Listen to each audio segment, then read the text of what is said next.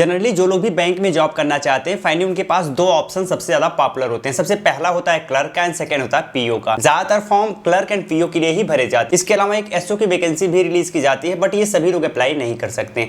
अगर आप बैंक में जॉब करना चाहते हैं तो एटलीस्ट आपके पास ग्रेजुएशन की डिग्री होनी चाहिए। लोगों का प्रश्न ये होता है कि क्या ग्रेजुएशन में परसेंटेज भी मांगता है कि 60% या 65% वाले ही अप्लाई कर पाएंगे? ऐसा कुछ नहीं है। अगर आप ग्रेजुएट हैं किसी भी स्ट्रीम से, चाहे साइंस हो, चाहे आर्ट हो, चाहे कॉमर्स हो, आप बैंक के जॉब में अप्लाई कर सकते हैं। चाहे वो क्लर्क का जॉब हो, चाहे वो पीओ का जॉब हो। पीओ का फुल फॉर्म होता है प्रोविजनरी ऑफिसर। तो अगर आप प्रोविजनरी ऑफिसर में सेलेक्ट होते हैं तो फाइनली आपके ग्रोथ के बहुत चांसेस होते हैं, आप मैनेजर या फिर उससे ऊपर पहुंच पाते हैं। बैंक की जॉब की चाहत रखने वाले बहुत सारे युवाओं के मन में एक डाउट होता है कि उन्हें किस स्ट्रीम का चुनाव करना चाहिए, कौन कौन से सब्जेक्ट लेके पढ़ाई करना चाहिए जिससे इजीली उन्हें बैंक का जॉब मिल पाए।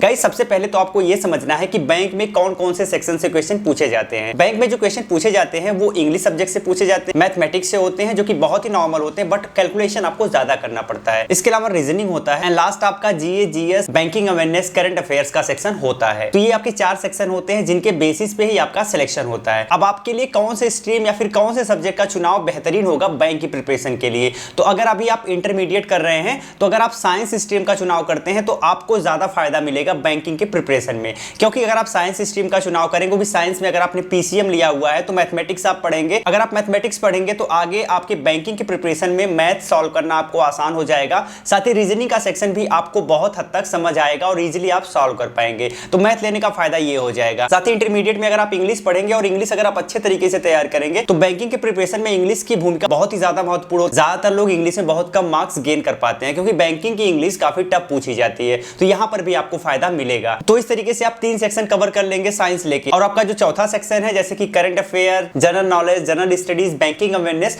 ये वाला सेक्शन किसी स्ट्रीम से खास तौर पर ताल्लुक नहीं रखता। हाँ, लेकिन अगर आप आर्ट बैकग्राउंड के हैं तो इसमें आपको थोड़ा सा फायदा मिलेगा, बट ज्यादातर जो क्वेश्चन होते हैं वो करंट सेगमेंट से पूछे जाते हैं। तो यहाँ पर आई थिंक सारी स्ट्रीम वाले औसत रहेंगे। तो इस तरीके से अगर आप इंटर की पढ़ाई कर रहे हैं तो साइंस आपके लिए बेहतरीन हो सकता है। अब बात कर लेते हैं कि ग्रेजुएशन आपको किससे करना चाहिए। ग्रेजुएशन में अगर आप बीएससी लेते हैं तो गाइस बीएससी आपके लिए बहुत टफ पड़ता है, क्योंकि बीएससी में आपको फिजिक्स, केमिस्ट्री, मैथ या फिर फिजिक्स, केमिस्ट्री, बायोलॉजी आपको पढ़ना पड़ता है, जो कि आसान नहीं होता है। और इसका डायरेक्ट लिंक आपके प्रिपरेशन से भी नहीं होता है, क्योंकि बीएससी लेवल की जो चीजें हैं वो बैंकिंग में नहीं पूछी जाती। तो वहां पर अगर आप आर्ट लेकर चलेंगे तो वो ज्यादा बेहतर होगा। साथ ही साथ आप आर्ट लेने के साथ आप बैंकिंग की प्रिपरेशन उसी दौरान स्टार्ट कर देंगे तो आपको ज्यादा बेनिफिट मिलेगा। इसके साथ अगर आप कॉमर्स बैकग्राउंड के हैं तो भी आप अच्छा खासा लाभ ले सकते हैं। कॉमर्स बैकग्राउंड भी काफी पॉपुलर होता है, बट जरूरी नहीं है कि आपके पास कॉमर्स बैकग्राउंड हो बैंकिंग सेक्टर में जाने के लिए। उम्मीद करता हूं इस वीडियो की मदद से आपको बहुत सारी चीजें क्लियर हो गई होंगी। वीडियो अगर अच्छी लगी हो तो लाइक करिएगा और शेयर कर दीजिएगा। जय हिंद।